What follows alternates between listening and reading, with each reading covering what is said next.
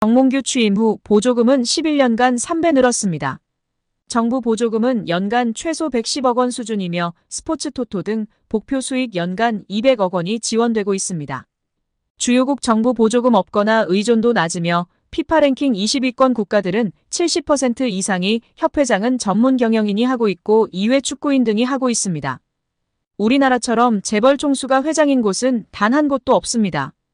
대한축구협회에 연간 약 300억 원의 국가 재정이 투입되면서 수익에서 정부 의존도가 약 30%에 달하는 것으로 나타나며 충격에 빠졌습니다. 사실상 정부 재원이 아니면 운영이 어려운 셈입니다. 미국과 일본 등 주요국은 국가 보조금 의존도가 낮은 가운데 축협의 재정 자립을 촉구하는 목소리가 나오고 있습니다. 18일 한경닷컴이 축협의 손익계산서를 분석한 결과 지난 2013년 이후 보조금과 복표 수익을 제외하면 연 평균 300억 원 적자를 기록하고 있습니다. 지난 16일 경기도 안성에 있는 한 장례식장. 한국프로축구연맹 한홍수 부총재의 부친상으로 수많은 축구인과 관계자가 조문하며 화제가 되고 있습니다.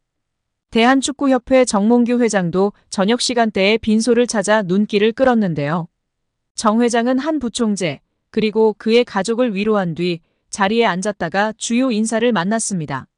그리고 자리를 뜰 때 주변에 있던 조문객과 일일이 악수하며 죄송하다는 말을 한 것으로 알려졌습니다. 최근 대표팀 감독 선임 과정에서 발생한 논란을 비롯해 KFA를 둘러싼 각종 잡음을 의식한 발언으로 풀이되는데요. 당시 장례식장에 있던 한 축구계 관계자는 정 회장께서 인사할 때마다 죄송하다고 말했다고 합니다. 아무래도 축구계가 뒤숭숭한 만큼 수장으로 미안한 마음을 표시하려는 것 같더라고 귀띔했습니다.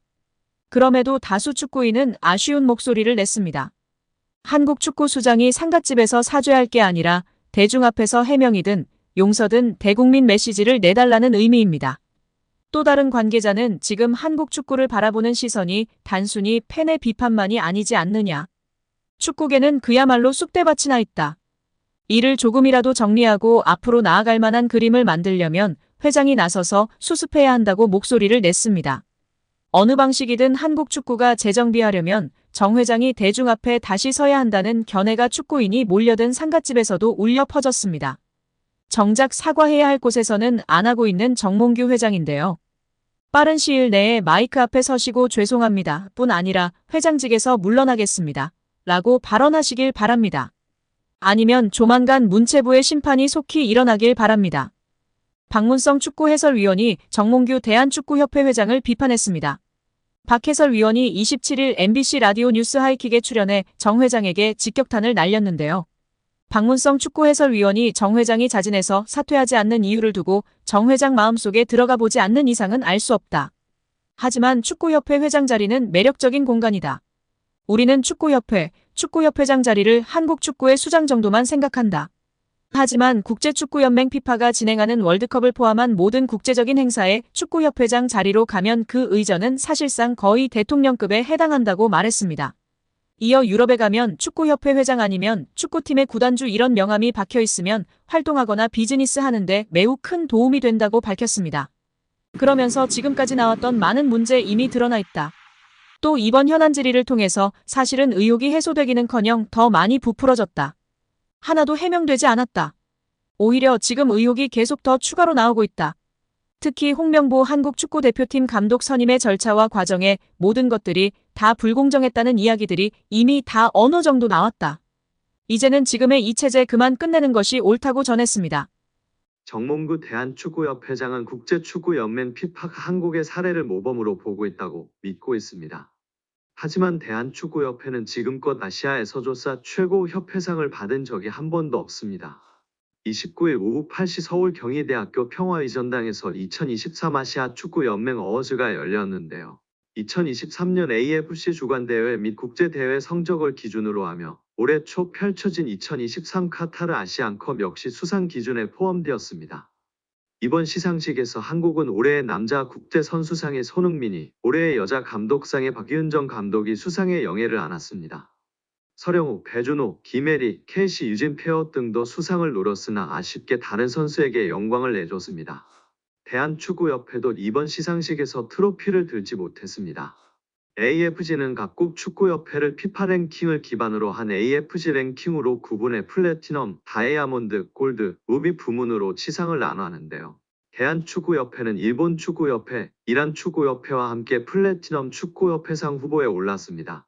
개최국 2점을 안고 수상도 기대됐으나 결과는 일본 축구협회의 통산 9번째 축구협회상 수상이었습니다. 이로써 대한축구협회는 이번에도 AFC 어워즈에서 축구협회상을 수상하지 못하는 굴욕을 맛봤습니다. AFC 어워즈에서 축구협회상이 제정된 2005년 시상식 이래 대한축구협회는 한 번도 해당 부문 정상에 오르지 못했습니다. 일본은 무려 9번이나 협회상을 받을 동안 한국은 단 한 차례도 받지 못한 것입니다.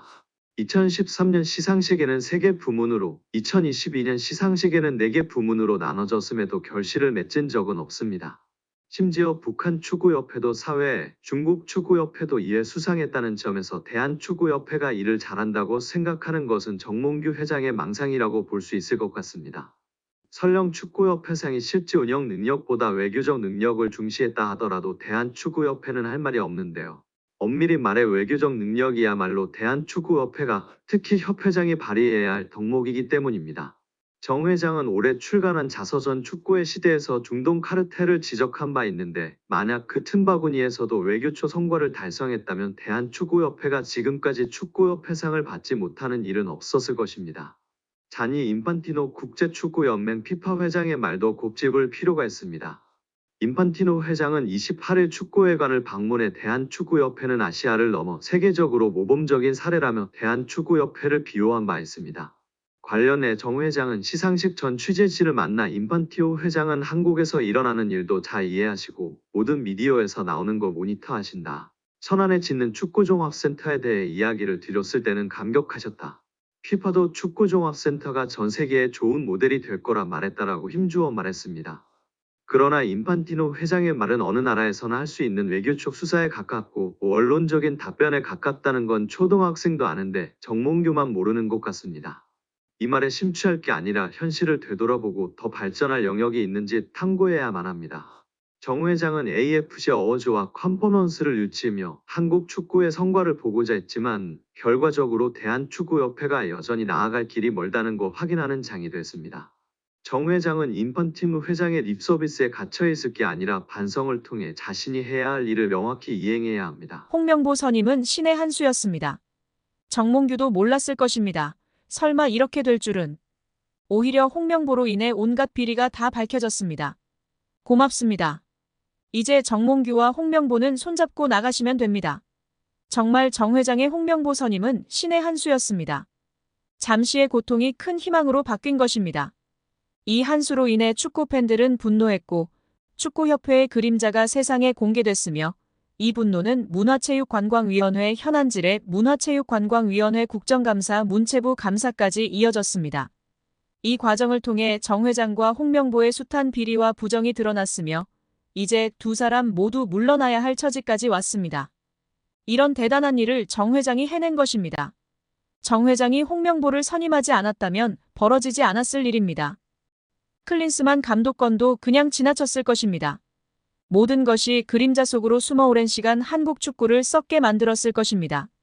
한국 축구의 미래는 없었을 것입니다. 정말 감사해야 할 일이 맞습니다.